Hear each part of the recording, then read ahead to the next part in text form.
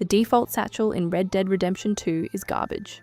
But don't worry, there is an easy way to get a satchel that will allow you to carry 99 of every item, so you will never have this problem again. You can get this satchel early in Chapter 2, but there are a few things you need to do first. Number 1. Story missions. In order to craft the Legend of the East Satchel, you will need to complete the first part of moneylending and other sins with Strauss.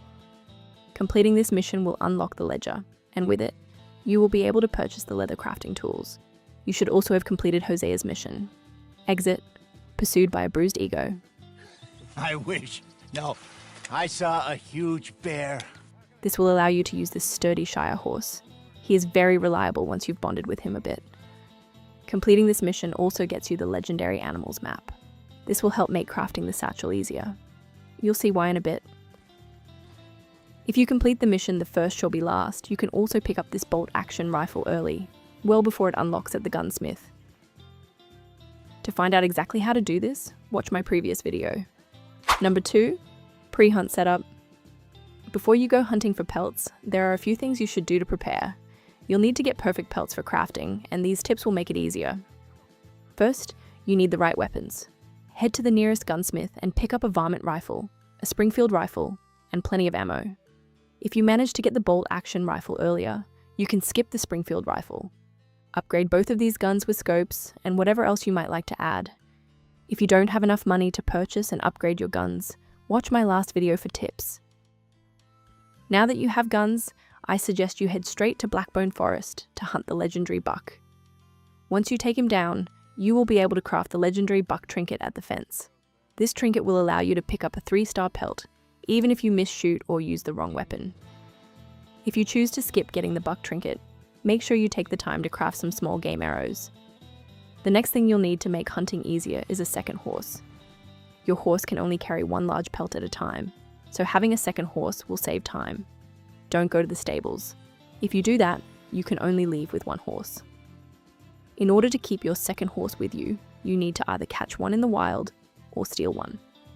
Or better yet, you might be able to get this horse for free, without losing honor. Have mercy! Hey! Need a hand with your horse? I come across this man almost every playthrough, one of the first times I leave camp. Unlucky for him though. You need to get to at least level 1 bonding with this horse before it will follow you. Now, you're ready to start unlocking satchel upgrades. Number 3, unlock satchels.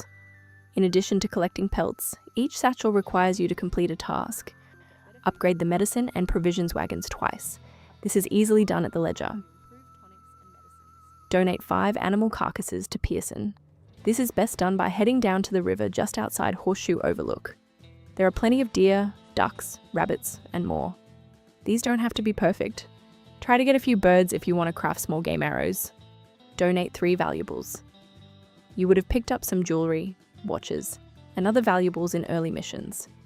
If you no longer have these, head out and rob some homesteads or strangers, and donate your findings to the tithing box. Craft 3 items at the scout fire. This is the smaller fire behind the girls' wagon.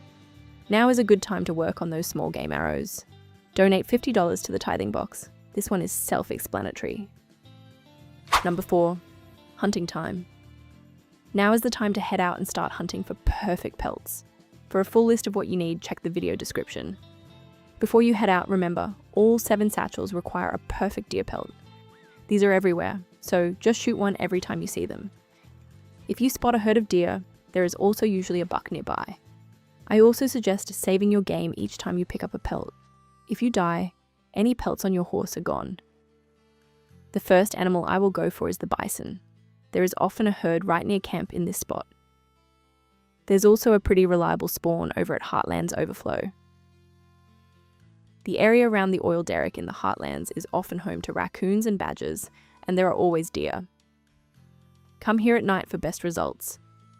You can make a quick stop at camp to drop off what you've found, or head straight out east towards Lemoyne. This spot just west of roads is always full of raccoons and badgers at night time. It's also likely you will find squirrels and rabbits here. Keep heading west towards the water. If you're lucky, you will find a boat along the shore. If not, your horse should be able to make it across to this island. Once you reach the island, find an iguana. This is easy. They're everywhere. Back on the mainland, if you don't have a raccoon, badger, or squirrel yet, try Bulger Glade. Again, nighttime is the best time for these small animals. You'll also find plenty of wild boars here. Head further south to this spot. This is where you're going to find the panther, arguably the hardest animal to hunt in the game. It is fast and extremely aggressive, but don't worry, I'm going to show you the right way to do it. First, you need some potent predator bait. You already got the recipe from Hosea if you completed his hunting mission earlier. You might also have some leftover gritty fish, but if not, you can go fishing nearby for bluegill. Follow me, bait the thing, you fool. Berries can be found around here too. Early evening or morning is the best time to spawn a panther. Set up camp and sleep if you need to. I suggest saving your game here. If the panther doesn't spawn, or it's not a 3-star pelt, you can simply reload your game without saving so it respawns. When the time is right, equip your rifle and head into the woods. If you have some, apply cover scent to prevent the panther from spotting you too early.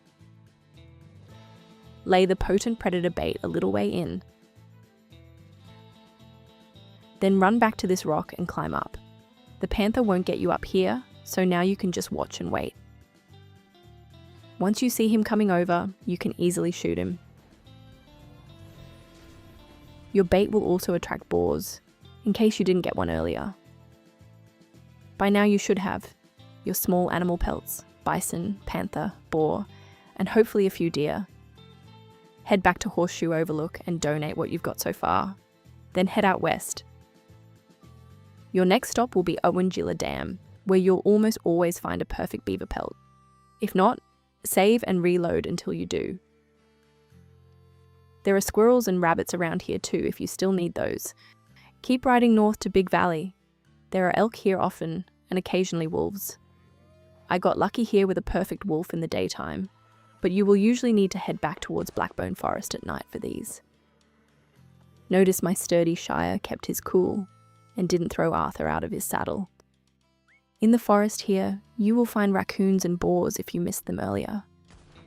There are also plenty of elk if you head a bit further up into the mountains. Keep an eye on your mini-map for the red dot that indicates a predator. You'll know this is a cougar if it's moving towards you fast.